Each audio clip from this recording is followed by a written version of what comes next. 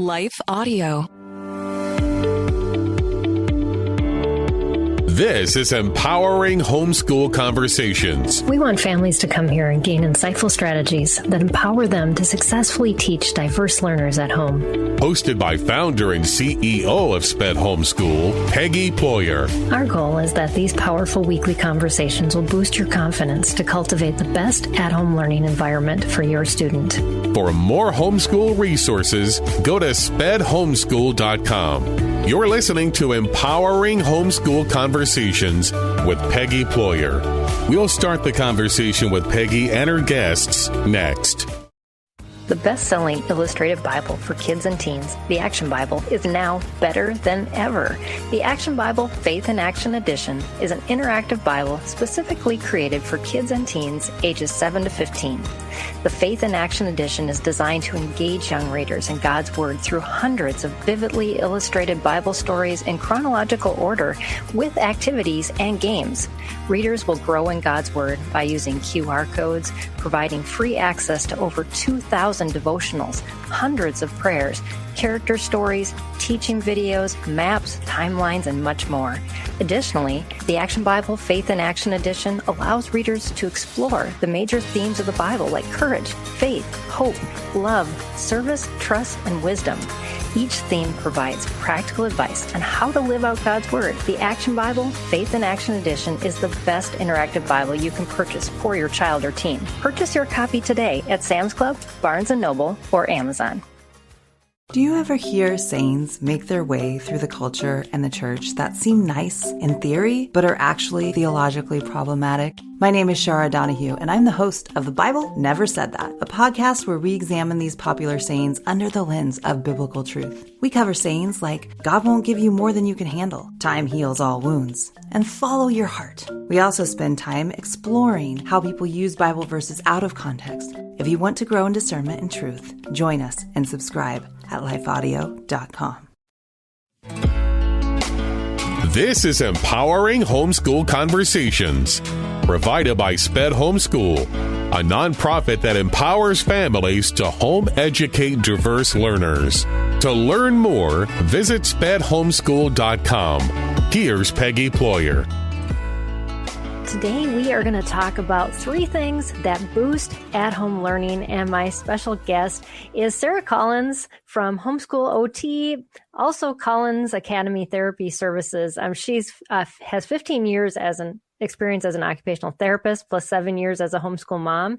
And she's the owner of those 2 amazing businesses I just rattled off. Homeschool OT, that serves homeschool families for occupational therapy questions, needs, and then Collins Academy Therapy Services that services health professionals working with homeschool families. And Sarah, you have been an amazing influence in the homeschool community, and I'm just honored to have you back on the show to talk about these 3 things that any parent can do to boost at-home learning. I'm excited for what you have to share.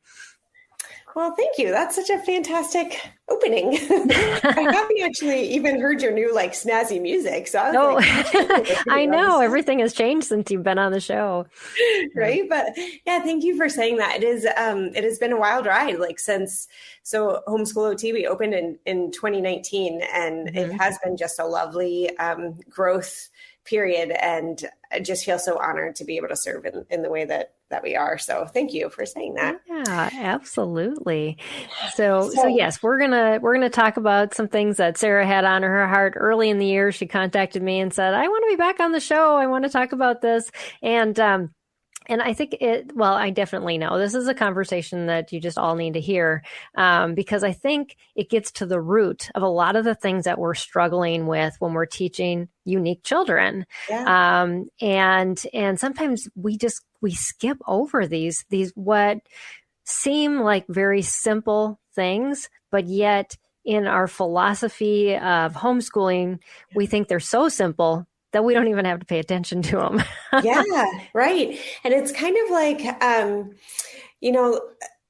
because we do have diverse learners and each kid in our own house is different from each other. We are all uniquely wired, right? So it would be a lot easier if we were coming on this conversation and I was like, all right, these are the exact 3 things that I want you to do. Right. Exactly. I think you need to, use these manipulatives and buy this curriculum and everyone would be happy, right? Right. Yes. You can check those boxes and we can purchase and then everything's going to be perfect, right? Right. So easy. So instead, we're going to think a little bit more like philosophical, kind of like what you were saying, but really making sure that this is what everybody can do. Yes, these simple things that everyone can do within their home schools. So yeah. Awesome. So without further ado, I'm going to kind of roll through some of these. I'm going to put this the slides up, and then also, Sarah, I just want everybody to know that if they have questions or comments during the show, if you're watching on Facebook, YouTube, Twitter, we're on all those 3 places right now. Just know that you can put comments, questions down. I'm going to be watching those as Sarah's talking, and hopefully we'll be able to incorporate some of those questions. And we did have some questions submitted ahead of the show too that we're going to incorporate. Some maybe in the middle because she's going to be addressing some of these topics, but also addressing the other ones at the end. So perfect. All right. Go for it, Sarah. All right. So what you and I kind of started talking about is that we are, each of us is unique, and just the more that I read about with neuroscience, with interpersonal biology, theology, homeschool philosophy, worldview, and guys, I'm a big reader. I read all the time, although I will say I did not before I was homeschooling. Really? I know. It has been kind of a beautiful part of me being a lead learner and working alongside of my kids and part of setting that model for them. Right. But within that, the more that I was almost looking for those very specific things that are going to be like, what is going to work for my children, right? And because of that, kind of the smaller I feel and the more humble that I have to become continually. Absolutely. And so that then I become more and more grateful that we can be individualized. And so that's kind of how we're going to go through this, is just coming from that perspective that we are all very unique, and yet what we're trying to do is to help our children to be successful in what they specifically need and want to do for that they are all, the handiwork, and they all have different things that the works that they've been prepared in advance for them to do. So we have to come alongside of them. So a big piece of that is knowing, okay, so what is learning and how are we going to boost that? So what is learning? So Charlotte Mason, good old Charlotte, I'm telling you, if she, someone asked me once, one of those dinner table questions, and they were like, who is one person from history that you would like to meet? And Charlotte Mason is now my person. I really find her so fascinating. The books that I've read of hers, everything. But so she describes learning as the science of relations. So this was, all the way back in the good old 1800s.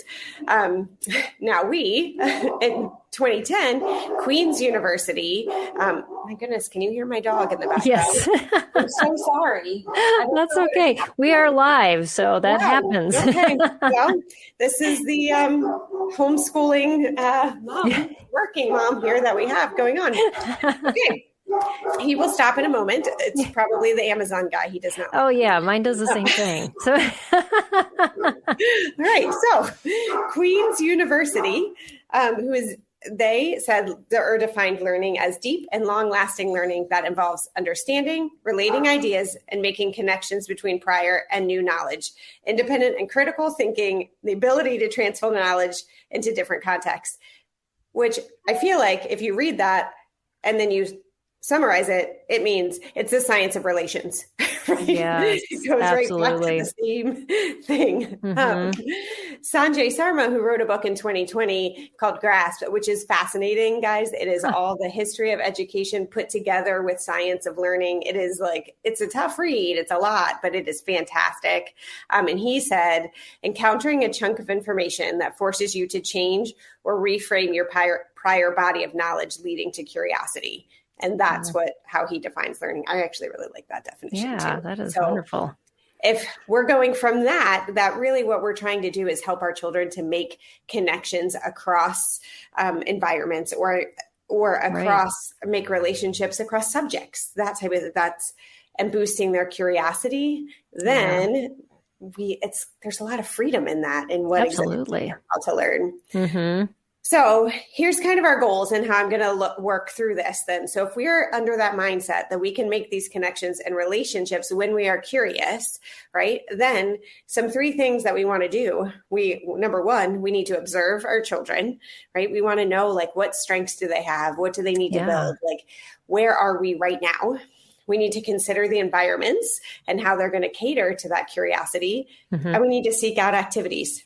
So there you are. There's your top 3. It is not as easy as buy some manipulatives in the specific curriculum. Right. Exactly. These things that everybody can do. And we're going to talk through what that looks like. Great. But so observe, consider the environment, and seek out activities. So how are we going to observe? All right. We, Peggy, you and I, when we talked a couple years ago, I used these same terms when we went through the skills that nature can build. Right. Because what these are is how the occupational therapy practice framework. So these are the skills, how they define motor skills, cognitive skills, and social skills. Because so many of us are like, well, to be able to write, we need to be able to, just hold our pencil and have that grasp and have fine motor skills. But then they're like, what are fine motor skills? Right? Exactly. Yes. It seems so vague to all of us that aren't in your field. Yeah, exactly. So we're going to kind of go through these, and then don't worry, I do have a little video to show some of them Great. To you. So, but if we're thinking motor skills, you need to be able to stabilize your body. One of the biggest things that we say in the OT world is proximal stability leads to distal mobility. So what that means is if you are stabilizing, like, for example, when you're sitting, and this just made me change my posture, if you can tell, but your core strength is what's holding you upright so that then you can move your hands and your body. If you're like slouching down, you have less movement. I mean, just, lean forward in your chair, guys, and you can see you cannot lift your arms up nearly as high as you can when you are really stable here. So having that core strength or that stability, that's one of the motor skills, to align your body. So if you're, slouched over again and your head is to the side, your absolutely body systems are off, your sensory systems are off, and it's a lot harder to be able to move those hands that you need. To be able to reach, to know where you're going or how far up you need to reach to grab something. Bending, again, how far down can you bend? Grip. So that would be, there's lots of different grips and grasps, but what do you need to do to pick up one object? What I need to do to pick up a pencil is different than what I need to do to pick up my water bottle. Right. Manipulate. So if I need to be able to write, I also need to be able to move my pencil around. Or if I'm going to put change in a soda machine. Well, does anyone really do that anymore? But whatever. I don't know. They just slide their credit card in. Or, right. Yeah. If I need to turn on my phone or pull out my card, exactly. Can I do that and move that, card around to the position that it needs to be? Coordination. So this is including, this is including your eyes and also your hands. Can you coordinate how much force, but also the movement so it's accurate to do what you wanted it to do? Yes. Move would be carrying something. Move and transport kind of go together. So can you move your body from one space to another, lift up something, walk, transport that item to another area? Got it. Calibrate is, if you're thinking about, this is my best example, the Amazon man, right, who just came and made my dog so mad. If I thought that in this box was like a bunch of paper towels, but in reality, it is like 4 bowling balls, right? And so I go to pick it up and I don't have the right force. That's the calibration. Yes. Would either, I would hurt my back, or if it was paper towels, they would flow them and, throw them in the sky. So, right. It's like changing how that muscle bodies are instantly are reacting to whatever force is on it versus the slower term reaction. Right. Yes, absolutely. Absolutely. And flow is like how smooth those things are. Are you having to stop and really think about each separate movement? You can imagine this for kids who are trying to learn to handwrite, and their D, is it like a big, very long line down that they're having a hard time stopping and moving, and then they have to make their curve? Or are we, just moving along letter to letter to letter? Do we have a nice flow of those skills? Yeah. Endure and pace also go together. Like think about if you are, running a mile, can you endure that and set your same pace, or are you like slow and start and you don't have enough endurance to make it to the end? So these are our motor skills. And so if we're observing these things, like when you're watching your children do handwriting, or you're watching them, play ball outside, you can be observing for these same skills throughout and say, what are their strengths? What are not? And how does this play into learning? After a word from our sponsor, we'll dive back into this conversation. The best-selling illustrative Bible for kids and teens, the Action Bible, is now better than ever. The Action Bible Faith in Action Edition is an interactive Bible specifically created for kids and teens ages 7 to 15. The Faith in Action Edition is designed to engage young readers in God's Word through hundreds of vividly illustrated Bible stories in chronological order with activities and games. Readers will grow in God's Word by using QR codes, providing free access to over 2,000 devotionals, hundreds of prayers, character stories, teaching videos, maps, timelines, and much more. Additionally, the Action Bible Faith in Action Edition allows readers to explore the major themes of the Bible like courage, faith, hope, love, service, trust, and wisdom. Each theme provides practical advice on how to live out God's Word. The Action Bible Faith in Action Edition is the best interactive Bible you can purchase for your child or teen. Purchase your copy today at Sam's Club, Barnes & Noble, or Amazon. I'm Don Hawkins, and I once heard Chick-fil-A founder Truett Cathy say, "You can tell if a person needs encouragement, check to see if they're breathing." I'd like to invite you to my weekly podcast, Encouragement for You, featuring encouraging guests like Dr. Greg and Aaron Smalley, Dan Cathy, the late Dr. Frank Menrith, Josh McDowell, and more. To subscribe to my weekly Encouragement for You podcast, go to lifeaudio.com. That's lifeaudio.com. This is Empowering Homeschool Conversations, provided by Sped Homeschool. Go to spedhomeschool.com to get resources and support for teaching your unique learner at home. So here's an example. Here's my son. He's playing with his skateboard, or his little hand skateboard, right? Yeah. Which, P.S., he built this little skate park on his own. Oh, that's so cool. Yeah, isn't that so fun? So that is one of those little fingerboards that he's moving side to side. He's built this thing on his desk. And so if you saw how he's sitting in his desk chair, right? So he had to stabilize his core and his shoulder as he's moving along. Because if he is reaching across and all, if his core is really sloppy or slouched, he's not going to have the same movement with his upper body. Exactly. He had to align his head and his torso as they were rotating. He's reaching all over that desk, across his body, bending his elbows, his wrist, his fingers. He was gripping there, but with the top of his fingers, if you could see that. Right. And then manipulating it around with his thumb and his fingers, coordinating that move between jumps and changing, how hard he is holding on to that skateboard as he's allowing it to move and not fall. So these are all motor skills just in one section. So I'm sure you're looking at that and being like, cool, Sarah, but what does that have to do with learning? Just playing the game, right? Okay, you're right. But again, if you think about what we're doing, the science of relations, how he's connecting these things across, if you can do that with your skateboard, right, your writing is very different. Exactly. If you are so slouched, it is very difficult for you to be able to functionally to put dishes away, also to be able to sit at a table to eat your dinner, also to be able to sit at a table and write. These skills, they carry over directly. Oh, if you are not stable or even able to coordinate your eyes and your hands, reading is very difficult.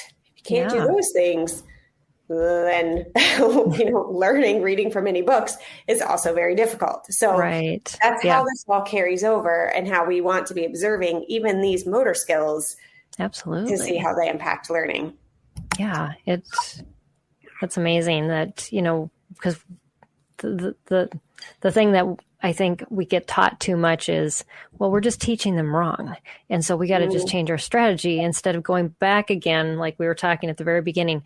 These are very basic, very simple things, but it's so simple. Again, we miss them. And yeah. And absolutely, guys, if we just go back and look at that same kiddo right there who is doing that did not read and write until he was 9 and 10 years old, because he was missing many of those underlying skills of his vision. And, there's other podcasts and things where I tell that whole story. We don't have time to get into that whole thing today. I'll have to link all your old or your older episodes. Yes. Yep. Mm-hmm. Absolutely. To go through. He is always, I run through before, we start these things where I'm like, what can I talk about today? Because it is his story and not mine. Right. But, exactly.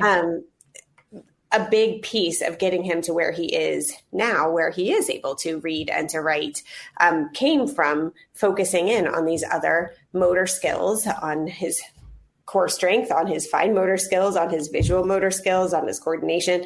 All of those things played into whether he could read and write. If all I was doing was forcing him, like, here's your book, keep reading, keep reading, keep reading, or just keep copy work, we wouldn't be where we are today. Right. So it is important to look at these small observable actions. Absolutely. So process skills. So these are kind of like the cognitive skills that we talk about. And they, again, are small observable skills that as you're going through your day, if you can look and see what is going well here, what is not, and is this similar across like different subjects or different environments? So here are your process skills. So attending, you guys, people talk all the time about attention and how long can you pay attention and what should you be doing to pay attention? How do you show that you're paying attention? Right. So that within itself requires a lot of observation. How long is a person able to focus? Are they, alert and, really taking in information and processing it. And so that might look different for your child versus, my child versus Susie's child over there. It used to be that we would say, if you're sitting very still and your eyes are looking forward, 1, 2, 3 eyes on me, that means that you're attending. Now we know that's not necessarily the truth. Right. And again, even if we talk about Caleb, my son there, like, when he is playing his Legos or even when he's playing with, that skateboard or whatever, his curiosity is piqued. That's one of the things that Sanjay Sarma was talking about. And so he is able to attend more. And I can find that for him specifically by asking, like, I'll be like, what did you hear? What did you see? What did you touch? Try to get into asking him questions and he can typically tell me back. Now, if he was so focused on sitting in his chair to keep his eyes on me, he would not be attending. He would be focused on holding his body still. So these are very important when you're going along with your observations. How can you tell if your child is paying attention and how can you not? This range very much by person to person. So choosing and using, they kind of go together. Like, can you choose the right utensil? Like, okay, so I need to do this art project. I need a pair of scissors and a ruler. Or do you not know how to choose those right tools and then use them correctly and handle them correctly, right? So we're not like running with scissors and cutting out hair, but right. paper, right? And again, this is a developmental range here, guys. When they're 2, probably going to cut their hair. You can tell you've been there, done that. Oh, for sure. And looking at this hair today, my goodness, those of you who are on YouTube, it is quite humid here in Lots of humid. Maybe I need to be using my scissors for that.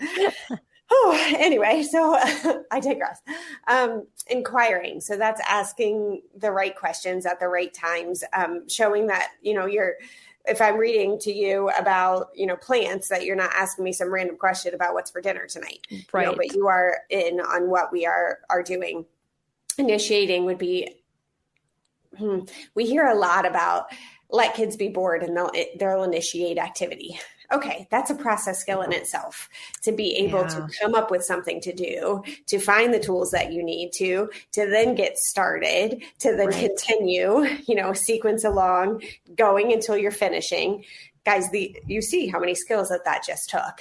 Right. So where I do really appreciate people saying, like, remove the screens, let them be bored, encourage them. We need to make sure that is within their ability first. Right. And scaffold it until the point that they're ready, because otherwise they're just going to end up more frustrated because they haven't got the lower skills to do that. Yeah. Mm-hmm. Mm-hmm. So things like, if we're talking in that way, like how to help our kids initiate something, maybe we are asking a question first. What can you do now? That's very open-ended and puts it right on them. If they're looking at you like, I have no idea. If I knew that, I would be doing it, right? And they need more help.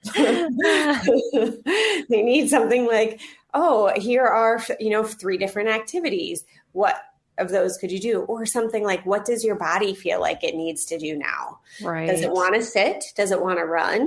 We helping them to be in tune with their bodies so that they know, like, right now I'm tired and I just want to sit and read, or I feel like I can't do this math anymore. I'm feeling very intense. Let me go outside and run around. Like, these are very, very different feelings internally that we need to help them to recognize so that they can initiate.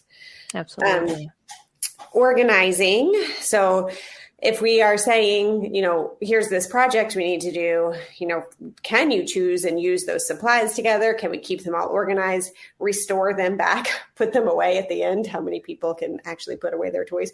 Or or their dishes, or yes, please. But if you're seeing that across environments or across, like, they don't put away their toys, they don't put away their dishes, they don't put away their, their project here. We need to back up and say, why is that? What am I observing here? Generally, if they're not doing it across many environments or many different things, it's because we need to scaffold that skill a little bit better. Mm-hmm. Navigating. So this is a big one, especially, knowing where you are in your own house, knowing where you are outside of your house and how safe are you, being able to get from one place to another. This is a process skill of, think of everything you have to know about your surroundings and safety to be able to navigate a space. Right. So that in itself, again, if you're finding kids who are not safe or are safe only in their one environment, they know I can't, touch the oven in here, but yet we go to, a friend's house and they don't recognize the same tools, then okay, we need to be focusing in on that recognition of items and safety rules and all of that. Mm-hmm. Noticing and responding. I will tell you, we started last year for my son a chore that is specifically notice and respond. So every morning when we're kind of deciding, what is we call it our coop time, because I'm a big nerd. This is how we take care of our coop here at home. We also own chickens. So sometimes coop time is literally cleaning out the coop. Yeah. So one of my kids' favorite activities when we had a farm. We love it. But notice, like, what do you see around you that needs to be done? And how can you respond to it? So I ask him that in the morning. And when it's hard, or when he's not coming up with something, I'll pick like a spot in the room. Okay, so look around your room right now. What should be done in here? Maybe it's laundry on the floor. Maybe it's things that are under the bed that are now spilling from, I don't know how it happens. Right. That are now not under the bed. Like, how did they get there to begin with? I don't know. Right. But so notice and respond to that situation. Yeah. And then adjusting, which is a big one for kids. If, you have one plan or your rhythm for your day and something changes, can you adjust to that? So I'm going to show you a picture. This is my daughter here. She is doing the dishes. I mentioned that, we do have a chore time in our day, but for Annabelle, who is now 15, she's been working on time management a lot and organizing. Right? So that was a big piece of it. And so I told her, we always go out before school starts every year. We one-on-one with each of our kids. I have 3 home with us. And so we go out and we set up, like, what do you think that your chores should be this year? What should your responsibilities around our house be? And we were talking about her time management. So her role is to take care of our breakfast dishes. Now, since we're working on time management, if she doesn't do them after breakfast, all those dishes from lunch then pile up, right? Yes. So she has to actually make that choice of, am I going to do them now? Am I going to do them later? There's a natural consequence built in there for her to do. I do not say, Annabelle, do the dishes, Annabelle. She just has that. Right. So that's where I'm saying she manages her time during her own day. So here's my girl. I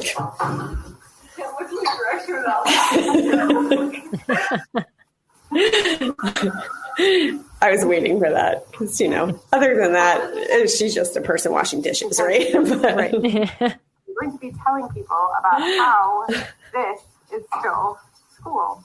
Things like how you have to manage your time wisely to be down here and get everything done.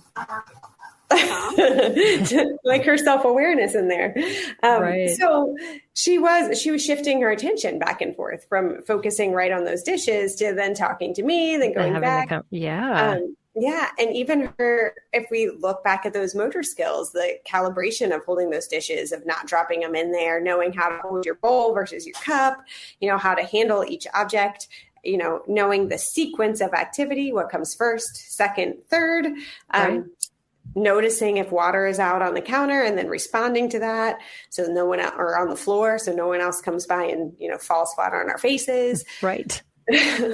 Now these, again, you can say, great, Sarah, cool. I can watch all these things, but what does that have to do with learning?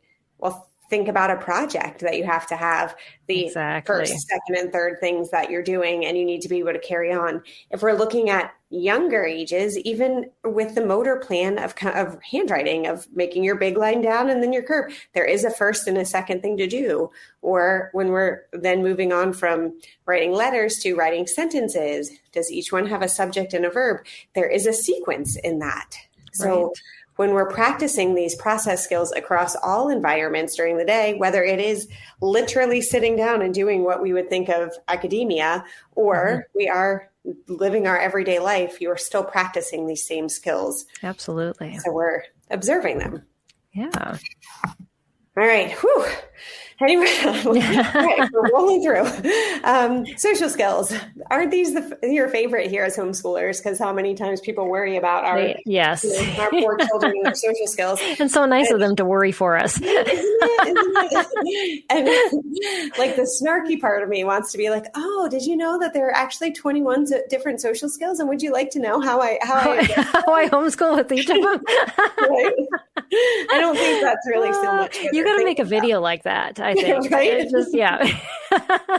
Yeah. Which one of these are you thinking of? And I will say that, again, just the same as attention, as we are doing more and more research and learning more and more about neurodiversity and how to be affirming, there are a lot of these in here, like eye contact that we used to say is very important, or being able to match your language. Like, I talk to my mom a little bit different than I talk to, like, my friend down the street. In fact, my son who came back from camp this summer, I wanted to call me bruh every 5 seconds. Oh, no. This is not happening. Right? So we had to be able to change that, that language in there. So some of those are a little bit different when we're thinking about being neurodiversity affirming. So as I go through these, though, I do just want to kind of say these are how we, as the Occupational Therapy Framework, or AOTA, has defined social skills, so we can observe for them within our homes. Okay, so being able to approach someone to talk or start, a conversation, to actually literally produce speech. If you're looking at me with all of my gestures here, that's having appropriate gestures, turning towards someone if they're talking to you and looking at them. Again, this is different based on people, but this is how we want to observe to see, like, okay, are you able to do that? And if not, how are you showing that you're listening? And how are you showing that you're engaging? Or how should I do that for you so that you are comfortable, yes. right? Yep. Mm-hmm. Like these observation skills are still very important, whether or not we are expecting that to happen or not. Touching appropriately. So, if you touch someone's shoulder or, we're not going to punch them in the middle, but knowing what is appropriate touch. And again, that varies person to person. So right. Knowing what is okay and how to ask if that's okay or not. Right. Regulates is more when we're thinking of social skills. If you walk into a room and you can feel like two people are arguing, right? Do you all of a sudden feel really, really anxious and join that argument? Or are you able to keep yourself calm within that argument? Same thing if, they're laying on the couch and you walk into a room from work or you given a presentation and you're all hyped up. Are you like, hey, nice to see you? Right. Or can you regulate to what is happening? Do you have the judgment of seeing what's happening in that room? Asking appropriate questions and giving the replies to that, disclosing the right information in different environments, right? Yes. We've all had that. The overshares. Yes. Why is that lady so fat? Yeah. Oh, yeah. And, expressing emotion in a way that people can understand what you are needing. Also being able to observe other people's emotions, that self-advocacy kind of goes along in there. Right. It does. Mm-hmm. And being able to disagree with someone. And, wow. Right. Isn't this? I think that's probably where social skills cut off in most of our society right now. So true. So true. Being able to be thankful and tell someone, thank you for doing that. Transitioning between different conversations or, if you are, in different areas. And again, this is kind of that matching your language, but moving between two different things. Timing your responses. So you're not either talking over someone or, you're not just being completely ignored, right? Both of those. Right. Being able to take turns. So, and that's, yes, in a game, absolutely. That's a social skill, but also in a conversation.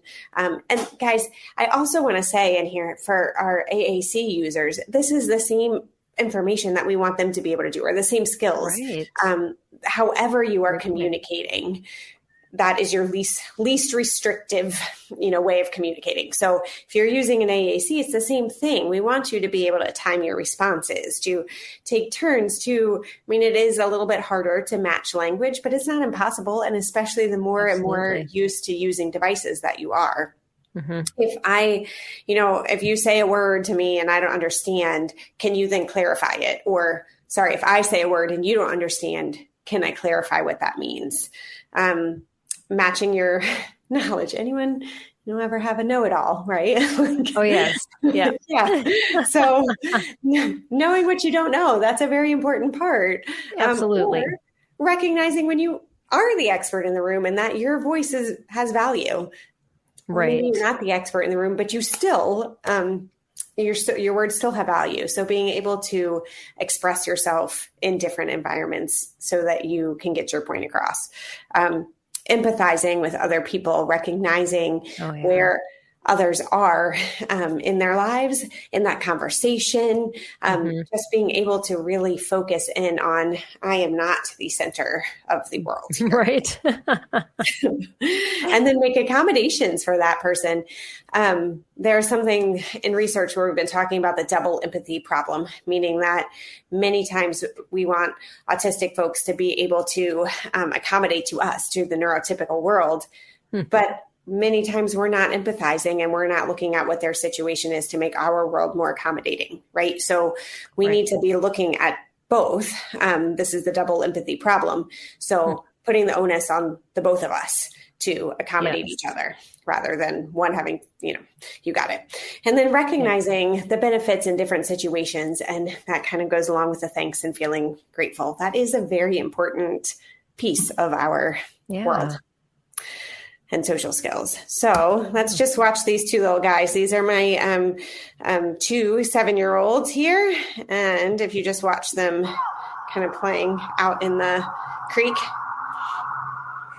So you can see them. I forget I don't know. They made up some game here. They had sticks and they were eating them or not really eating them, but pretending to eat them, hot dogs. And then once they finished, throwing them back out into the water. But you can watch them, they turn to each other. They're looking, they're passing those sticks back and forth in this game. Somehow, whatever role play that they made up, they both knew what they were doing. Right. Yes. You can't hear exactly what they're saying, which I think is part of my favorite part, but I could tell Liam, who's the little guy on the right, I could tell he was asking a question, because then I watched Reese, who is my other little guy who's on the left. I watched him shrug his shoulders. So he was replying to that question, whatever it was. And you can tell that from far away. So you know that they're gesturing. They are in whatever zone it is that they're able to answer. They're accommodating each other. They don't need to match my knowledge, but they are matching their language over there together. Right. And then if they come and talk to me about it, right, later on. So again, you're like, Sarah, cool, but what does all this have to do with homeschooling and getting through? So if we can observe these skills in our kids where they're playing, when they're interacting with us, at the table, or when we're eating, or when we're studying, and they can change the social skills that they need across these environments. Then when they're going into museums, and then they're on a team, and these things carry over and are necessary with whatever that they're doing. Yeah. All right. So that's what we're observing. And then we're helping them to make the academic connections through that. So again, it's the science of relations, right? So if I wanted to, after my little guys out there were playing outside, if I needed to, or I wanted to talk to them about, wow, did you see that stick float? Did you not? We're bringing in science there. Absolutely. Or, if I'm talking about the geography that's around them, did you see all these rocks here? What else do we know about rocks? Or where we were, we happen to be by a dam. Do you know about Rapps Dam and what it used to be for our town that we live in, what it is now?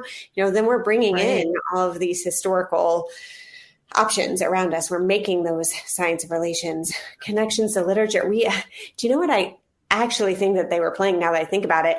We had been reading Hatchet, and they so if you have ever read that book, it's a kid who was in an airplane, and he it crashed, and so he had to survive on his own. Okay. And so I think that's actually, now that I'm looking at this, what they were playing, although there was two of them, but they were playing that they had to survive, and that's why they're pretending that they're eating there. So all of these different connections that they're doing through their play or through their different activities.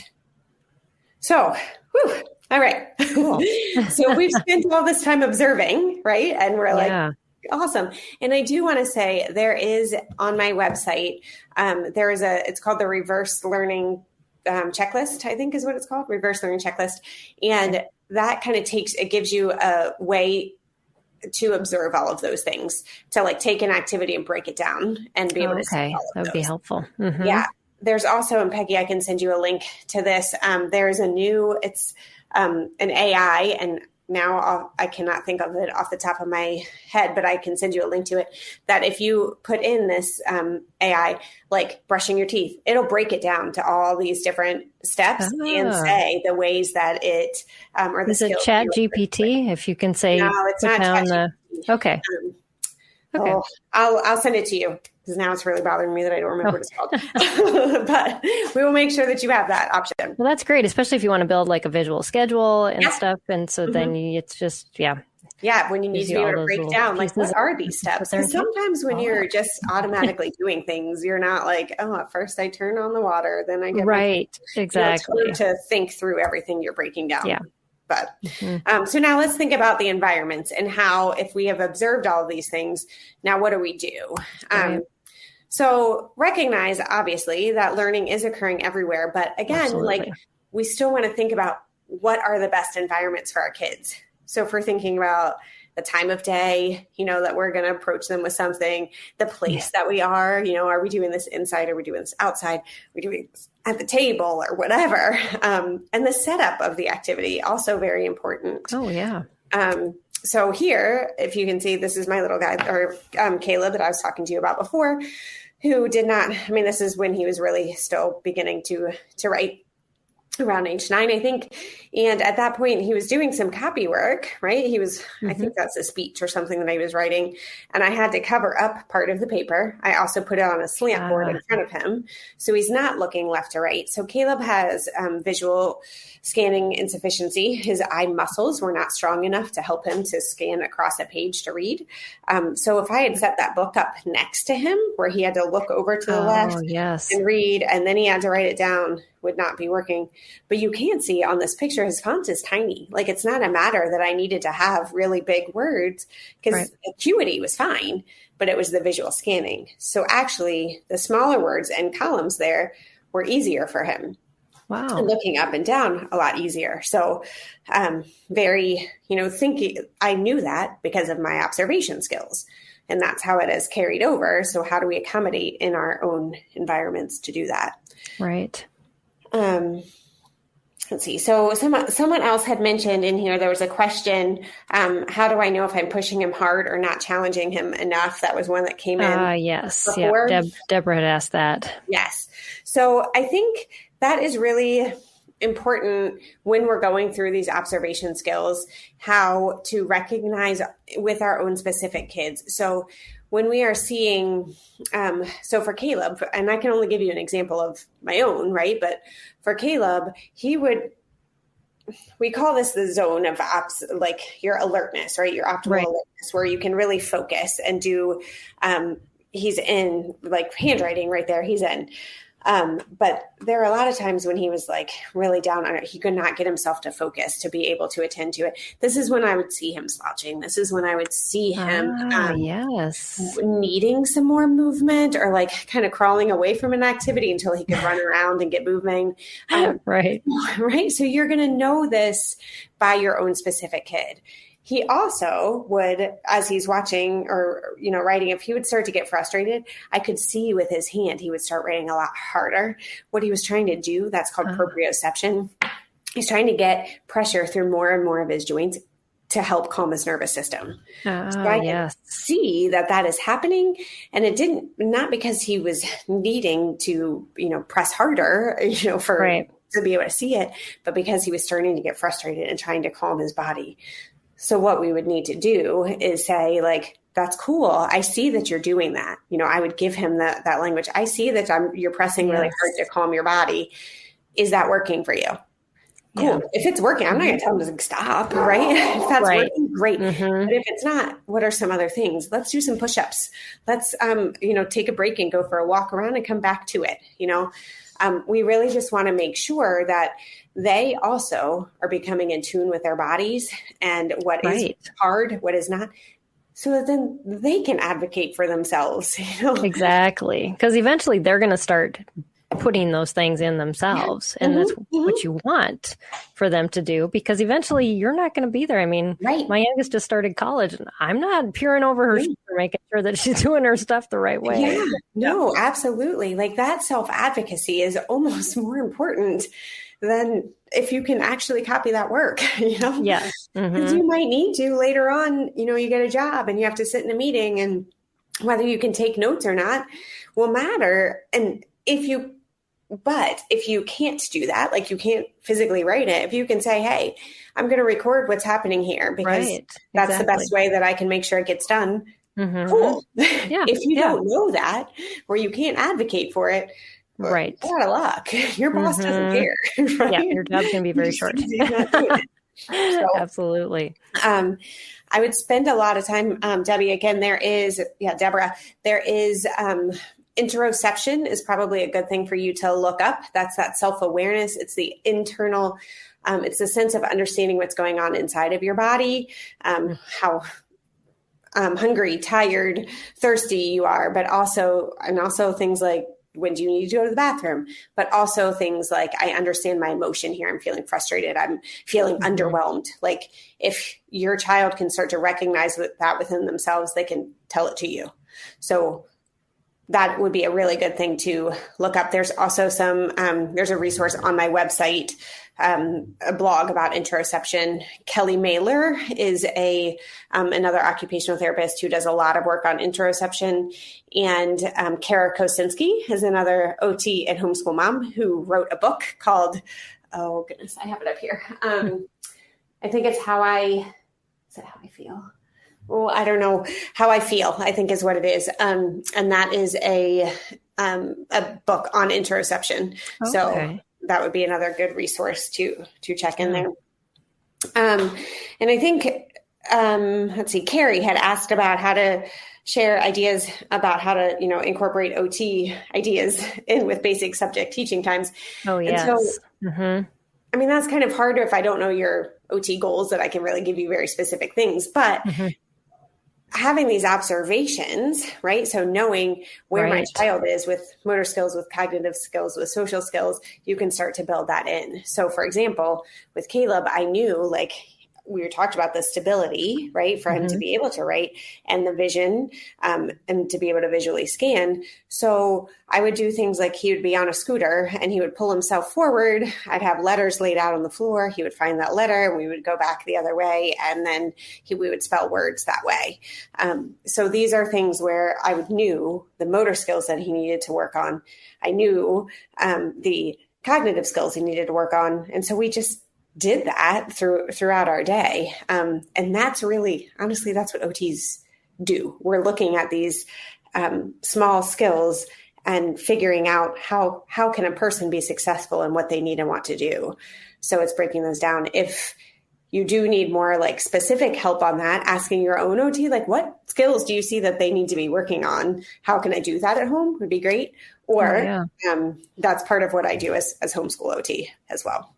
Yeah. And Deborah had asked again, what was that? And I looked it up, interoception, spelled it and stuck it in the description on YouTube. So perfect. Yes. Interoception.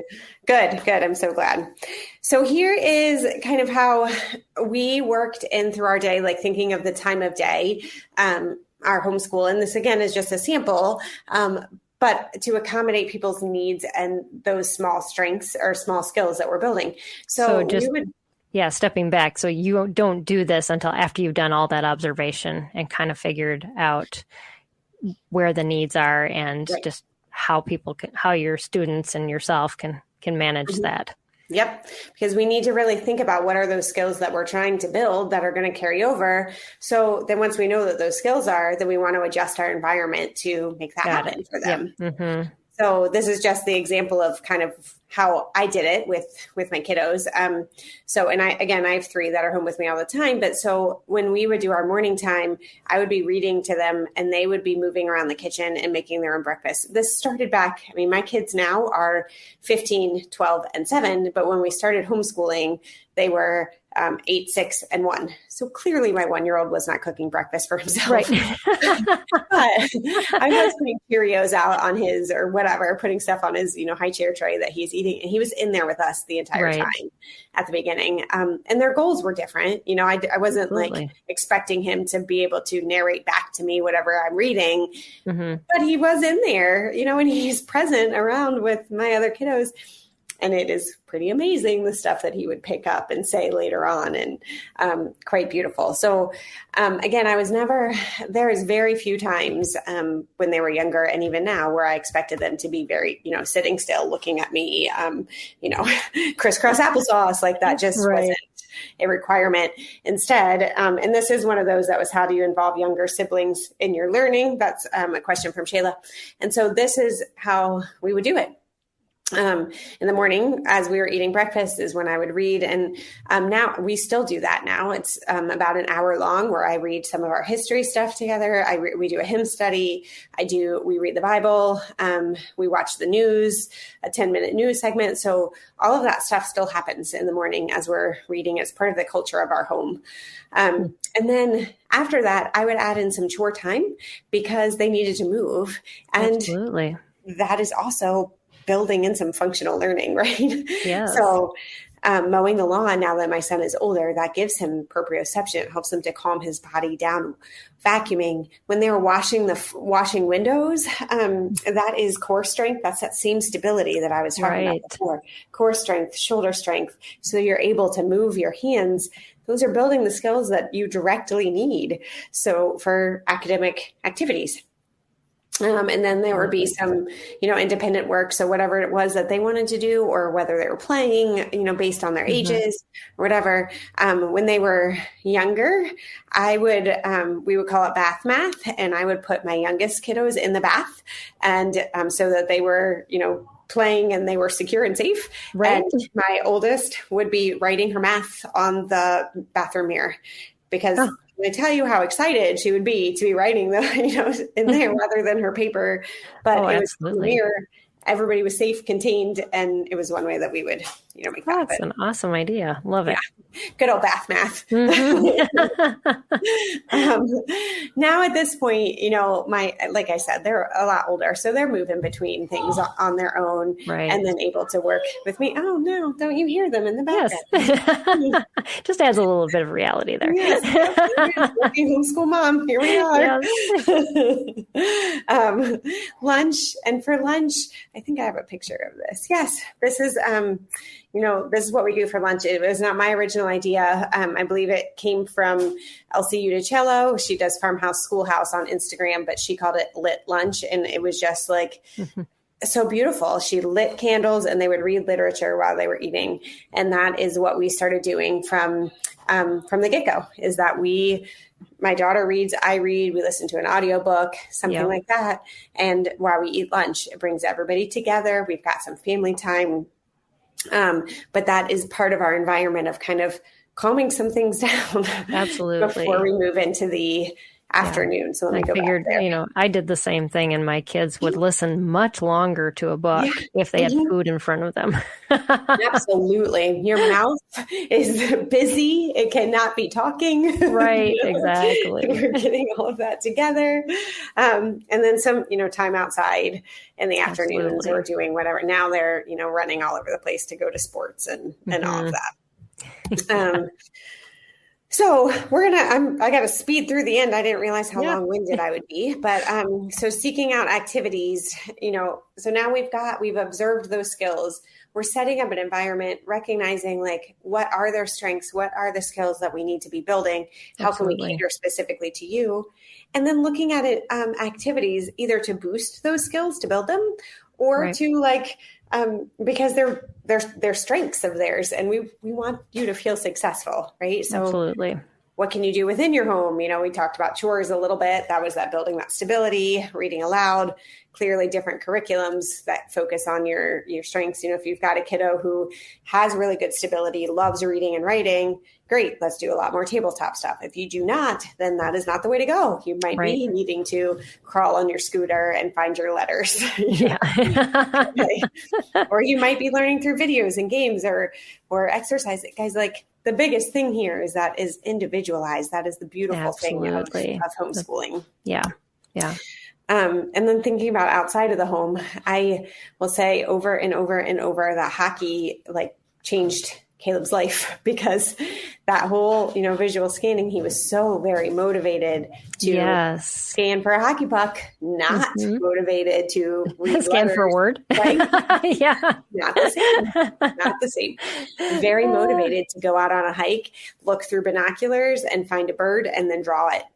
He loved that. So we did that over and over, because it's that's that same skill, but looks different than just reading, sitting at home and reading. Absolutely. I had to really pay attention. Yes. What are those skills that we need to build? He also loves, he's craved movement his whole life. And there, again, there's other podcasts and things, Sensory Balanced, that I talk about that stuff, but, being able to skate and spin and dive on the ground and ram into the walls, have other people ram into the walls. Never will it be the thing that I want to do. Right. It is. That's why you find other people that are excited about that and send them up. Yes. Make it happen. Martial arts, I think, is a very underrated thing. It is fantastic for learning all of those motor skills, but also you're working at your own pace. And so it's not quite the same competition, especially for kids who are not, really inclined to want to compete against others. That's not the social skill that they want to work towards, that matching their knowledge, they do not want that one. But martial arts, especially if you have kids who are kind of rivaling against each other, doing something side by side where they're working at their own speed is really beautiful. So my oldest too did that for quite a bit of time, and really worked and learned things together. Plus, when you're having to punch a punching bag, that can also be very helpful in life. So. Right.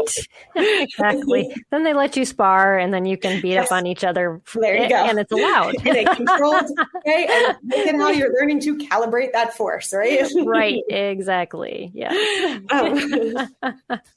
Yeah. And so last but not least, like we said, use their interest. This is Caleb now. This was literally a couple weeks ago, or not last week. I saw you post this video up on social media. Yeah. Yeah. So he was reading, those are his Latin vocabulary words and he now still with vision.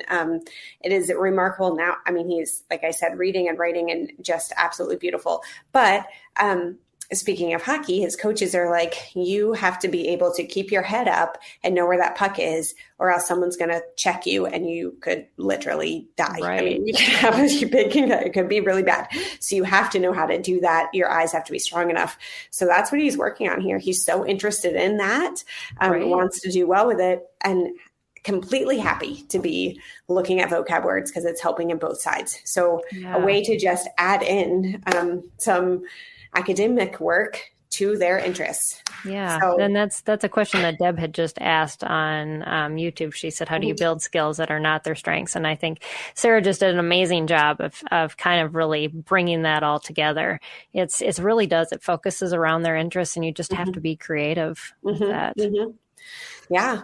I think if we're thinking about motor skills and stuff, like how to build those throughout, I mean, there are so many things you can do within your day that's functional. So, adding them into cooking with you, ripping up your kale, cutting your vegetables, pouring something into a pot, like all of those are going to use those same motor skills, but they're doing it alongside of you. Right. So once you recognize, like, what are these skills that they really need to build, you're going to start to see it across different environments, across different activities. And so that's how I see that you're having a hard time opening that box of cereal. How much force can you use? Let's practice ripping on other paper.